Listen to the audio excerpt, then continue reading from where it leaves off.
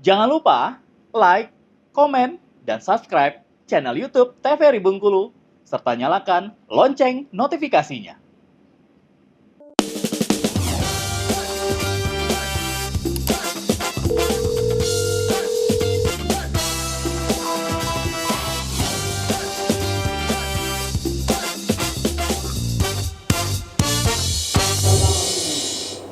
Selamat pagi pemirsa, apa kabar Anda? Semoga selalu sehat dan dapat melaksanakan kegiatan sebagaimana mestinya.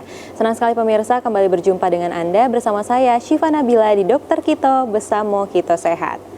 Pemirsa, anemia merupakan suatu kondisi kekurangan sel darah merah yang dapat menyebabkan berbagai penyakit. Salah satunya dapat mengganggu kemampuan belajar dan juga gangguan tumbuh kembang khususnya pada anak-anak. Hari ini kita akan membahas terkait dengan anemia defisiensi besi yang masih sering luput dari perhatian para orang tua. Tentunya saya sudah temani dengan narasumber kita pada pagi hari ini. Yang pertama ada Dr. Wenti Arbaeni. Selamat pagi, Dok. Pagi, Mbak. Gimana kabarnya? Alhamdulillah baik. Baik ya, Dok. Udah siap memberikan edukasi pada pemirsa dokter kita di rumah? Siap dan semangat. Oke, semangat banget nih pemirsa untuk memberikan edukasi kepada pemirsa dokter kita di rumah.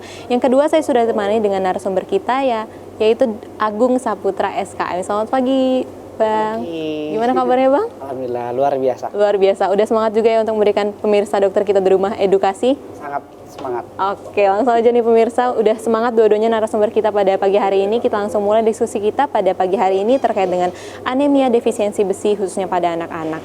Saya ingatkan kepada pemirsa dokter kita di rumah yang ingin bertanya, kami buka layanan Tanya Dokter di 0811 10 13 210. Langsung aja nih, Dok. Siva mulai terlebih dahulu kepada Dokter Wenti ya, Dok. Mungkin masyarakat di rumah, pemirsa dokter kita masih ada yang bingung terkait dengan terminologi dari anemia. Bisa dijelaskan dulu secara umum definisi dari anemia ini apa sih, Dok, sebenarnya? Iya, jadi kalau anemia itu agak disinggung sama Syifa tadi ya di awal ya, yaitu kekurangan sel darah merah atau eritrosit yang sehat ya pada tubuh. Nah, ini sering salah kaprah nih anemia sama hipotensi. Nah, sering ya. Jadi kalau anemia itu sel darah merahnya yang kurang ya. Kalau hipotensi itu tekanan darah yang kurang. Nah, kali ini kita bahasnya adalah defisiensi besi pada anak. Kenapa pada anak? Karena yang paling sering atau yang agak urgent harus butuh penanganan yang optimal adalah pada anak-anak karena kan mereka masih masa pertumbuhan. Dan kenapa defisiensi besi? Karena ternyata anemia itu paling sering disebabkan oleh kekurangan zat besi. Oke, berarti memang ini kejadiannya cukup banyak ya, Dok. Sekali. Makanya harus dibahas secara rinci ya hari ini, Dok. Nah, kalau misalnya untuk kejadiannya gimana, Dokter? Untuk khususnya kalau misalnya di Bengkulu nih, banyak nggak sih sebenarnya khususnya anak-anak yang mengalami anemia? Oke, jadi sebenarnya kalau kita lihat by data agak sulit sebenarnya ya, karena kebanyakan kasus anemia terutama defisiensi besi itu dia kasusnya tidak tercatat ya. Jadi banyak keluhan-keluhan yang nggak masuk ke ranah kita ya, Bang ya. Jadi mereka ada gejala tapi nggak aware karena tadi ya dianggap biasa. Apalagi anak-anak yang kadang malas makan, yang kadang sering sakit, dianggapnya karena imun saja. Ternyata itu harus lebih diperiksa lagi. Oke, berarti gejalanya memang yang nggak terlalu gimana-gimana banget ya, nggak terlalu parah sehingga seringkali orang tua nih nggak menganggap sesuatu yang serius. Padahal banyak sekali yang bisa menyebabkan penyakit dari anemia defisiensi besi, pemirsa. Mungkin langsung aja, Dokter, kita boleh ke slide-nya biar pemirsa dokter kita di rumah lebih jelas untuk menanyakan tentang anemia defisiensi besi. Oke, sambil menunggu slide. Jadi sebenarnya anemia defisiensi besi ini memang tadi ya keluhannya atau yang dikeluhkan itu sebenarnya agak sedikit mirip-mirip dengan penyakit yang lain. Makanya banyak orang tua yang kadang tidak tahu bahwa anaknya ini lebih ke gejala anemia, ada gejala anemianya. Dan ternyata anemia defisiensi besi pada anak ini berbahaya. Berbahayanya kenapa? Karena dia bisa mengganggu banyak hal pada anak-anak tersebut. Contohnya gangguan fungsi kognitifnya ya, gangguan belajarnya, kemudian imunitas tubuhnya, banyak sekali menyangkut ke hal-hal penting yang sangat riskan pada usia pertumbuhan anak ya. Kalau kita lihat epidemiologinya, penyakit ini sekitar 1,97 miliar orang secara global, artinya secara dunia ya, dengan 50-80% kasus disebabkan oleh kekurangan zat besi.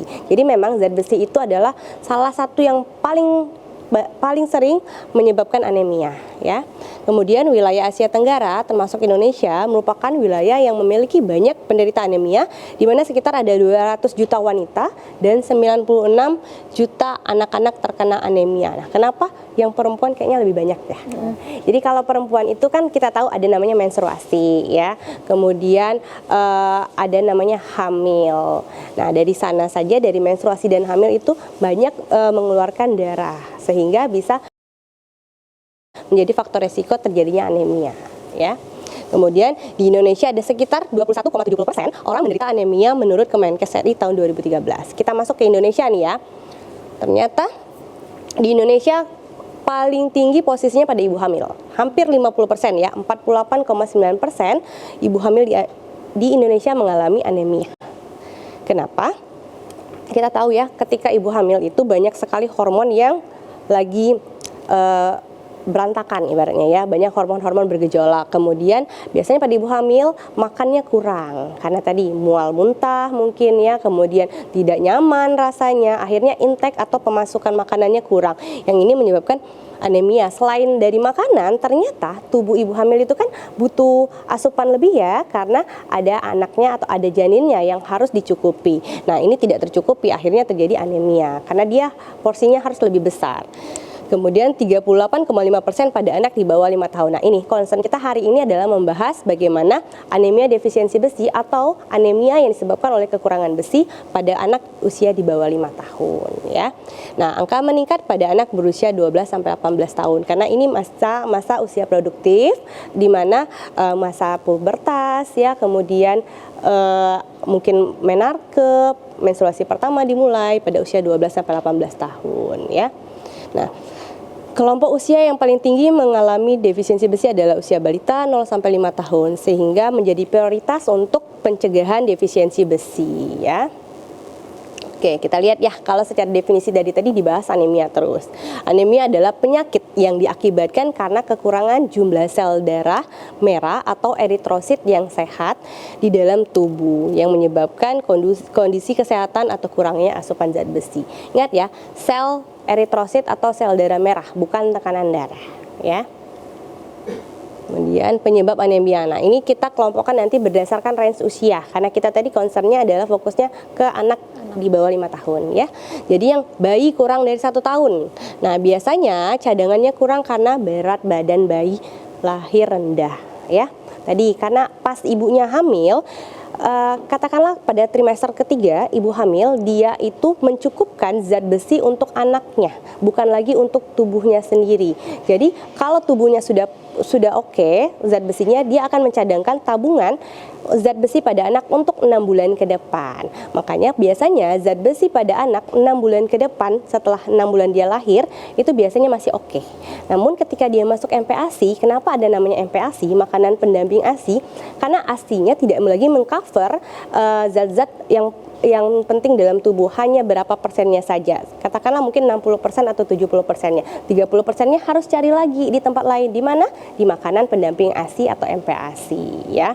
Nah, kalau di tabungannya aja sudah tidak ada, berarti nanti pas dia lahir otomatis dia sudah langsung anemia ya. Nah, berat badan bayi lahir rendah, kemudian prematuritas tadi, karena ibunya belum bisa memberikan tabungan untuk anaknya tadi ketika dia lahir nanti ya. Biasanya tabungannya itu di trimester ketiga. Terus lahir kembar karena kita tahu banyak yang harus disalurkan. Ini biasanya kurang ya. Kemudian ASI eksklusif tanpa suplementasi besi. Kemudian susu formula rendah besi, pertumbuhan cepat dan anemia selama kehamilan. Jadi ini lebih ke ibunya sebenarnya ya. Jadi kalau untuk anak bayi kurang dari 1 tahun adalah dari ibunya yang hamil, dan ketika anaknya lahir dari proses ASI, mungkin MPASI yang bermasalah ya. Oke, baik, berarti dok ini prosesnya dimulai dari sebelum anak itu lahir. Benar sekali ya. Berarti banyak sekali proses yang harus dilalui sehingga anaknya ini bisa melakukan cadangan besi ya dok. Benar. Baik, pemirsa, kita akan lanjutkan diskusi kita pada pagi hari ini. Tetap bersama kami di Dokter Kito, bersama kita sehat.